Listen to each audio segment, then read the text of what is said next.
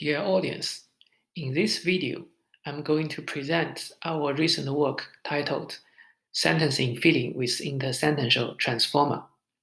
I am Yichen Huang, and this is joint work with Yizhe Zhang, Osama Elycha, and Yu Chen from Microsoft Research. Let me start by introducing this task. In the task of sentence infilling, consider that we have a paragraph which consists of many sentences. We choose to mask one or more sentences from the paragraph. And the goal here is to generate the mask sentence that gives a smooth semantic transition from the preceding to the following context. Here, context just refers to the sentences that are not masked. On this slide, I provide one example which is generated by our model on the TripAdvisor dataset. Note that in this task, it is not necessary that the generated sentence is close to the ground truth. As long as the generated sentence gives a smooth semantic transition from the preceding to the following context, it is considered as successful. Of course, we could also consider a variant of the task, which we call sentence infilling with lexical constraints. In this variant, we are additionally given some keywords, and we require that the generated sentence shares some semantics with the keywords. We expect that the task of sentence infilling has some applications in some related tasks, but due to timing of this presentation, I will not discuss these applications in detail. Let me give a high-level overview of our approach. Clearly, this task requires a wide range of understanding, planning, and generation techniques. We first need to understand the sentences in the context, and then we need to predict the missing semantic information for the masked sentence. This step is called planning. And finally, we have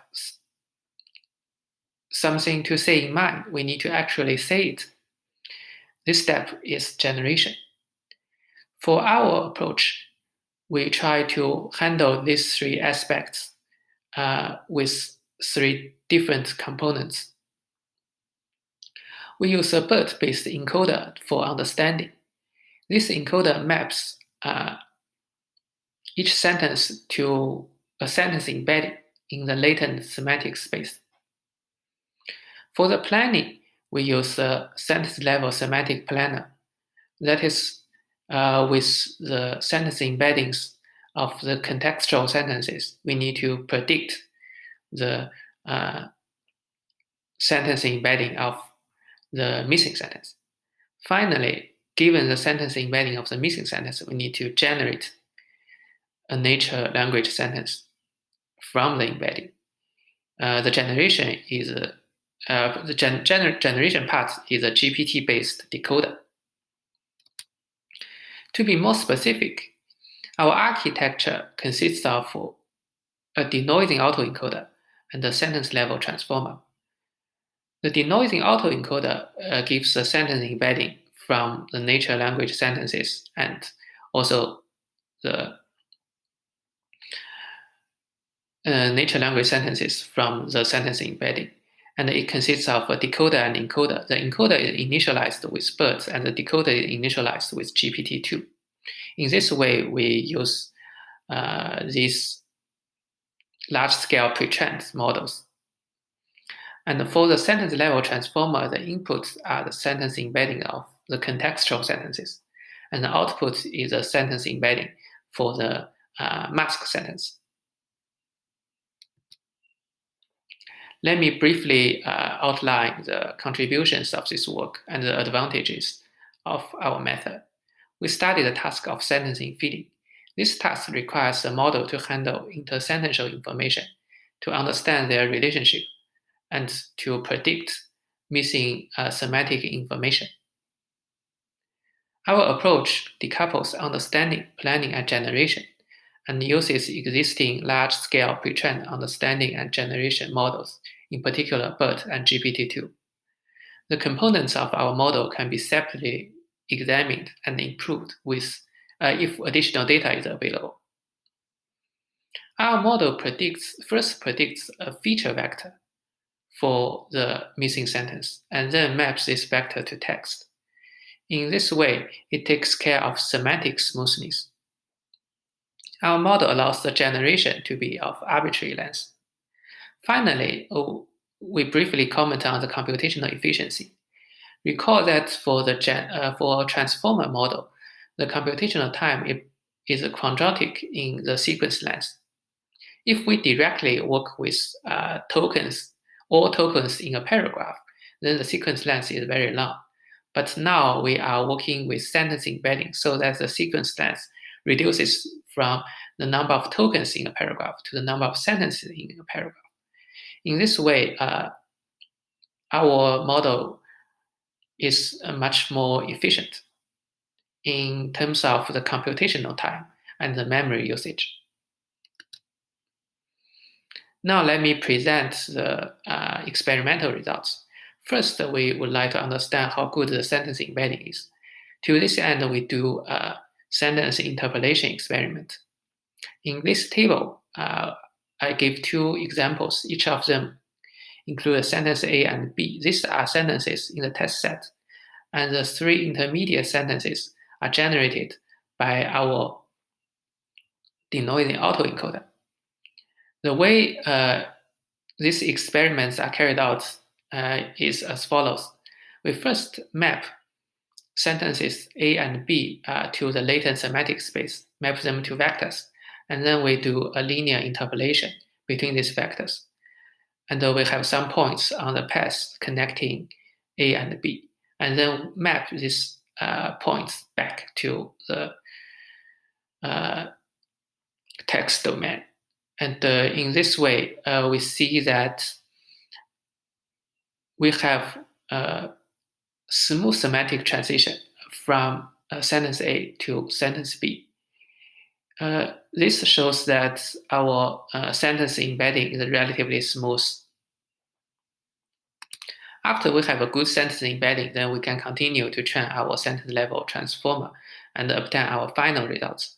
We evaluate our results with both automatic evaluation, that is to compute some well-known scores, and also human evaluation.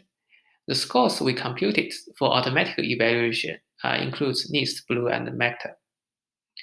These scores measures the closeness of the generated sentence with respect to the ground truth.